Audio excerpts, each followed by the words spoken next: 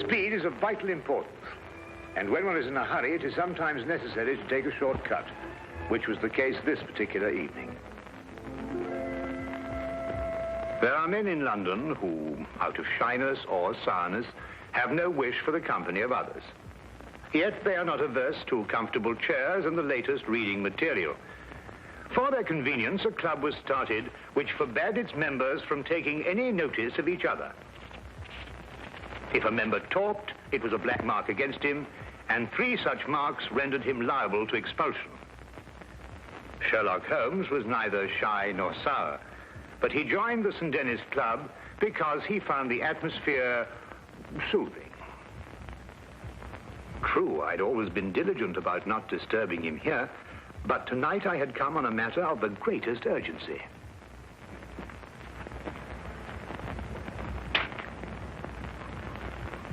I beg your pardon? Oh, excuse me. I thought you were Sherlock Holmes. That's not the point. You talked. Well, I only went... You went, psst, and that's the same thing. Mr. Grundy. Take this gentleman's name. Your name, sir? Watson. Dr. John Watson. But you made a mistake. I'm not a member of your club. Not a member? How did you get in? Well, Grundy? You'll accompany me out, sir. I'm here on very urgent business. Our constitution forbids talk of any kind. Follow me, sir. And I'd like you to understand I'm not the sort of man who enters a club like this uninvited, but the circumstances happen to be extraordinary. Holmes!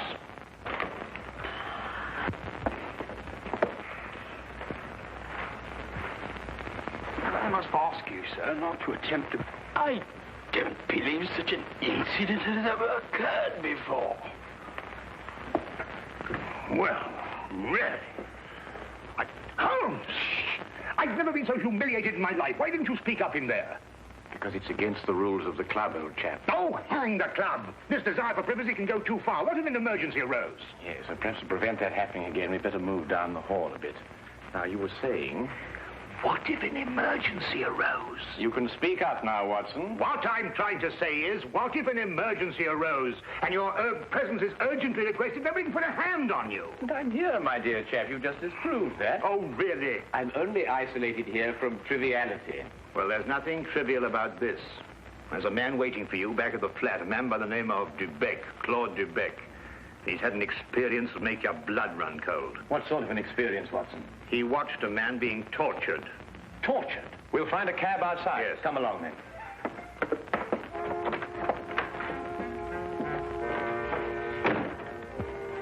Once outside, we immediately hailed a cab, and I began to tell Holmes what I knew of the case. Holmes sat in silence as we rode, and I knew that my explanations had done nothing more than rouse his interest in talking to Mr. Dubec. Perhaps it was a nightmare. I'm no longer sure. But I saw a man being tortured, starved to death. I was powerless to help. Here, drink this. It'll do you good. Thank you. Any true Frenchman will tell you that this brandy has to be sipped safer, but if you'll excuse me once. Poor devil. Maybe he's still alive. Mr. Holmes, you must find him before it's too late. Monsieur Dubec, we'll do our best to help you, but first of all, you must tell us who this man was and how you came to meet him. His name was Charon. Paul Charon. And how we came to meet him. What day is it today? Wednesday. Wednesday. Then it was last Friday that it happened. You know, Mr. Holmes, I'm an interpreter. And I interpret nearly all languages. Now, since I'm French by birth, it is with this tongue that I'm principally associated. Now, I'm very well known in the hotels, and it occurs frequently that I'm called for at the strangest hours by travelers who get into difficulties.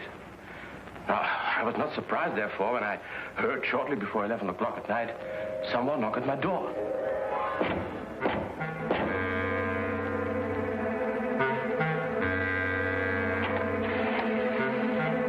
Mr. Dubec? I'm he. My name is Lattimer, Harold Lattimer. Forgive me for calling at such a late hour, but the man at the hotel said it would be all right. Oh, you need an interpreter? Yes. You do speak French, don't you? No, with the greatest of pleasure. What's your problem? Well, you see, someone from France came to see me on business. As it turned out, he speaks only French. And I, of course, can't even read the label on a bottle of wine. Oh, that's a pity. He's leaving tomorrow, and it's imperative that we settle our business tonight. I realize this is an imposition at this late hour. An interpreter and a doctor are the same in this respect.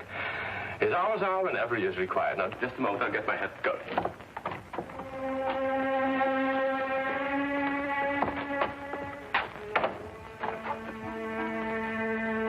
Mr. Lattimer had a cab waiting outside. I didn't think to give it more than a passing glance. However, there was a strange atmosphere as I entered. One can sense such things.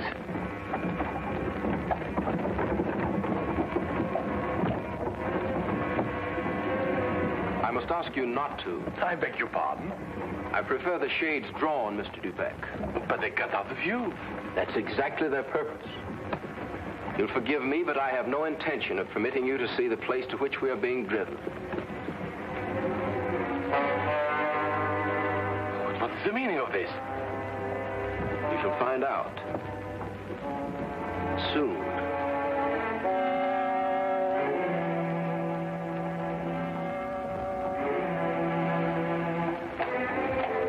For nearly 2 hours we drove without my having the least idea where we were going.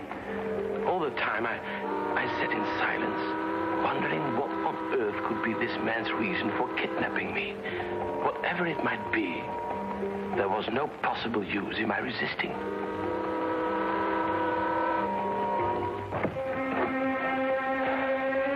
We've arrived, Mr. Dubec. You're aware this is kidnapping, Mr. Lattimer? It is somewhat of a liberty, I admit. We'll make it up to you. You may get out.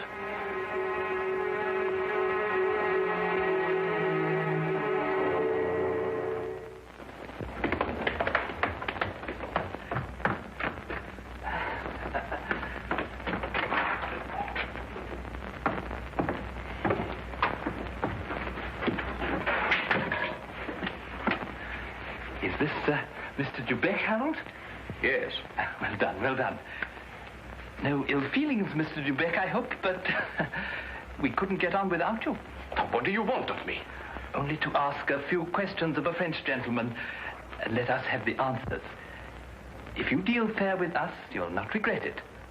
But if you try any tricks, you'll wish you hadn't been born. You follow me?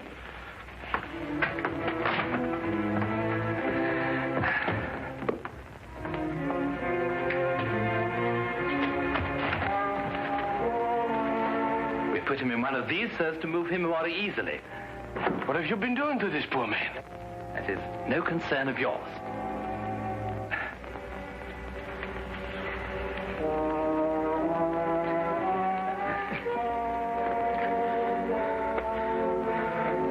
Feel better?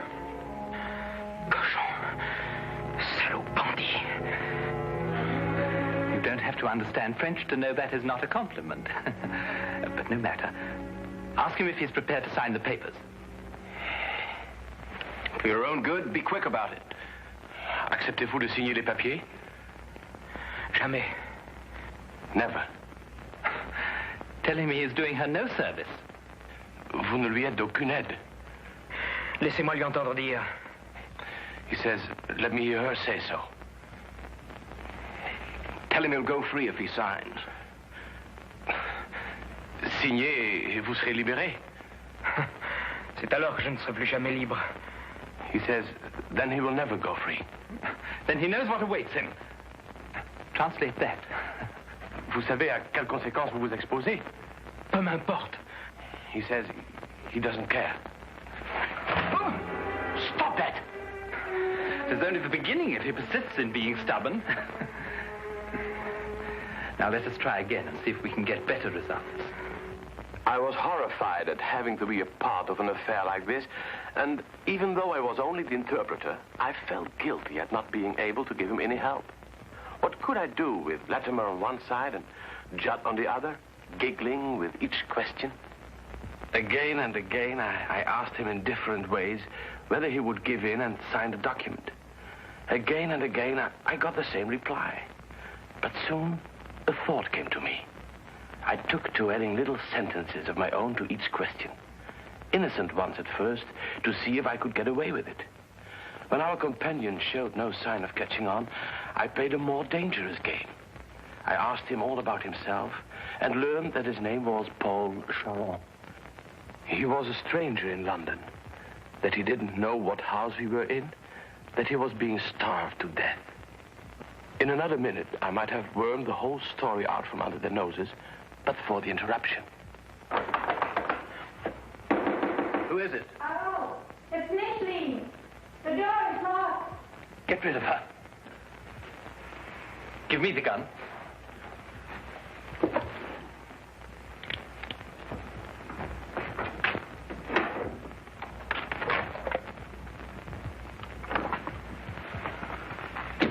Micheline, dear, I thought you went to bed hours ago. I couldn't sleep at all. I can't think of nothing but Paul. Now, Micheline, there's nothing to worry about.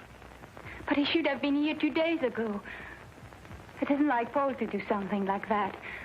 Something must have happened to him. Nonsense. I'll wager anything that he was delayed somewhere on business. Then he would have written to me. If I don't hear from him by tomorrow, I will go to the police. Micheline! Paul! He's in there! Micheline, what's the matter with you? Have you taken leave of your senses? But it was Paul's fault. It was nothing of the kind. But I did. I heard. Would I lie to you? If Paul were in there, wouldn't I tell you? Judd is in there. Judd. That's all. Oh, well, I don't know what's happening to me. Now, darling, it's only a case of nerves. You'll be all right after a good night's rest.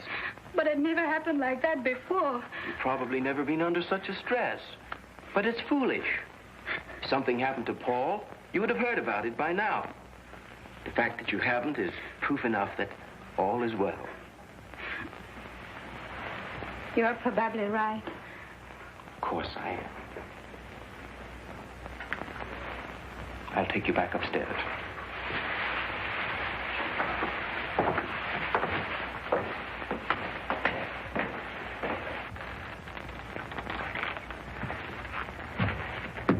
You perceive we have taken you into our confidence over some very private business.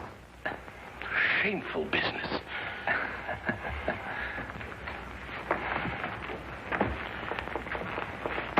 Necessary business. But it would not be to our interest if you spoke to anybody about it. Therefore, I am paying you a fee such as you have never before received in your life. There will be more the next time you come here. Thank you. However, I don't place all my faith in money. Therefore, I must warn you that if you speak to a single soul about this, we shall know about it. And you will pay for it with your life.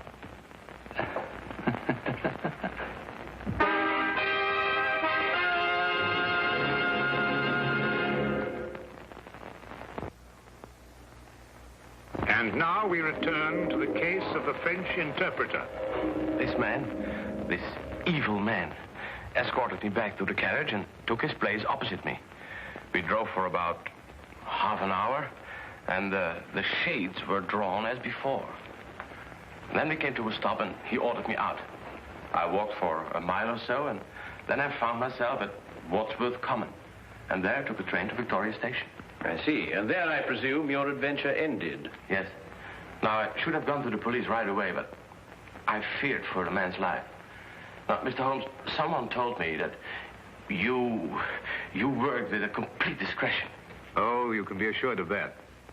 Mr. Holmes, would you please try to find him? I'll try, but you must realize that my success depends almost entirely on your memory. I've told you everything. Only everything you were able to see. I've told you everything. I repeat, Monsieur Dubec, only everything you were able to see. I don't understand. Well, on the way to the house, you saw nothing because the blinds were drawn in the carriage. Uh-huh. But you could still feel and hear, couldn't you? Now, as you were going along, could you tell whether it was a rough or smooth road? Oh, yes, now I know where you're getting at. Well, during the first part of the trip, the road was smooth. Mm-hmm. And then we seemed to turn off on a country road. A country road? Yes. Now, when you were going along that part of the road, did you hear anything like cattle or poultry or sheep? Sheep? Yes, that's what I heard. Now, think hard. Was there anything else? Oh, well, now I remember. I remember a horn, a foghorn, something like a coal barge passing by. I see. Now, what part of the journey would that be exactly? Toward the end, I'm certain. Was there anything else that you can remember? No. Oh, yes, something about the house.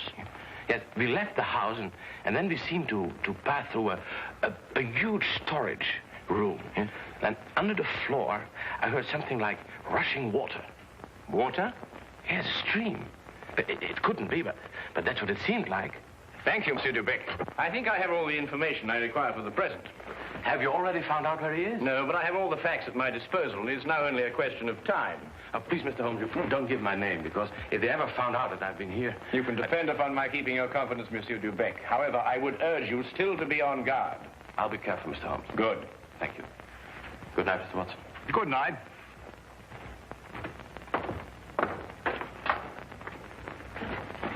Good night, sir.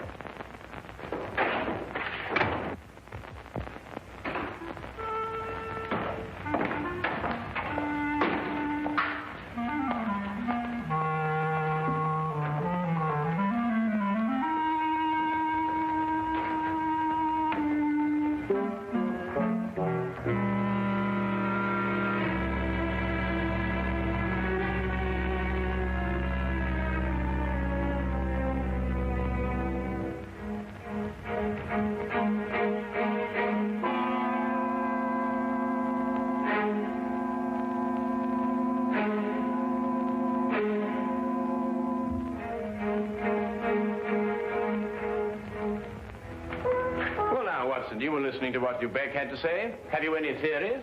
In a vague sort of way, yes. Well, let's hear it then.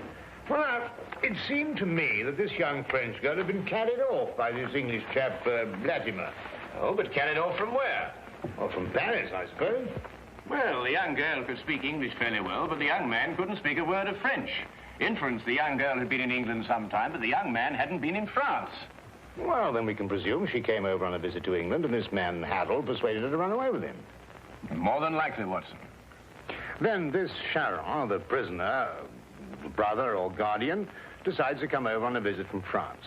He meets Lattimer and his associate, and then for some reason decides against signing away the girl's fortune, of which he is presumably the guardian. The men then resort to force. Excellent, Watson. I'm quite certain that you're not far from the truth now. Well, it's only simple logic. Yes, and with simple logic, we'll find the house. It must be here somewhere. And when we finish translating the facts that Dubec has given us, an X will mark the spot. Now, let's see.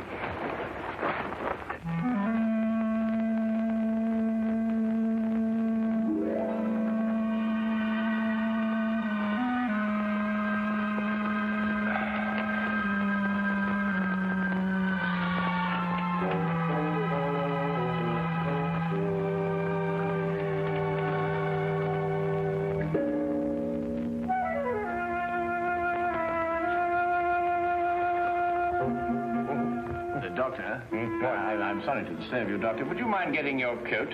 We'll pick up Lestrade on the way. You found it? I believe so. Holmes, do you think we should find Dubec in case we need an interpreter? Now, that's an excellent idea.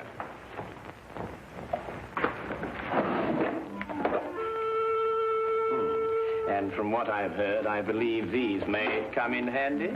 Right.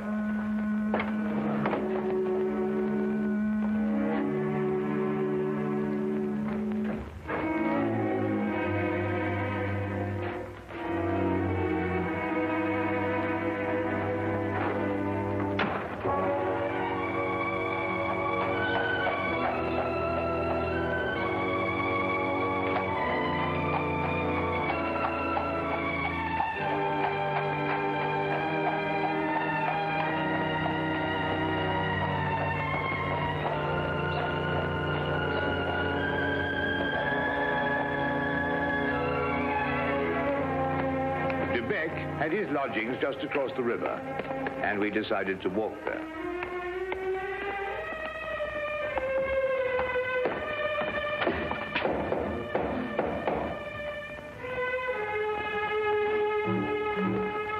If you're looking for Mr. Dubec, he left about an hour ago. Can you tell us where? Oh, I don't know. I only know he drove away with a gentleman in a carriage. Well, did the gentleman leave his name? No, sir. Was he by any chance a rather tall, handsome-looking man? Oh, no, sir. It was a little gentleman with glasses. Did nothing but giggle all the time. Thank you, madam.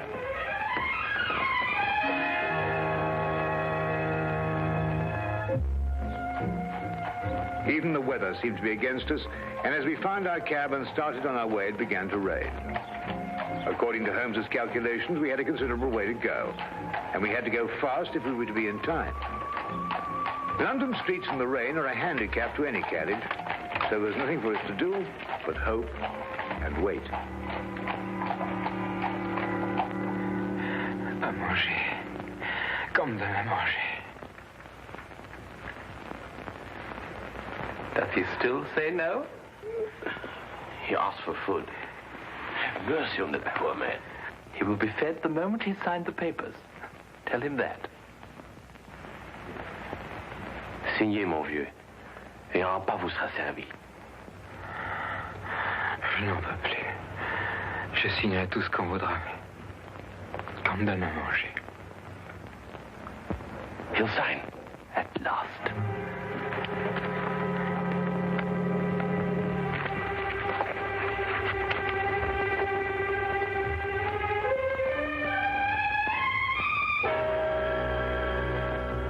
Now feed this man. It would be foolish to spare him, only to have to kill him again. Kill him? And you broke your promise. You spoke to Sherlock Holmes. That's not... That's true. There's no point in lying, but you couldn't tell him where we are. And even the famous Mr. Holmes could never deduce that.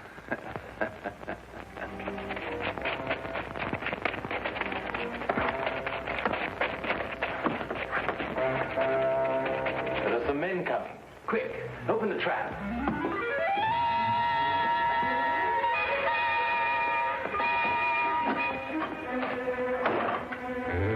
Right, you two, down there.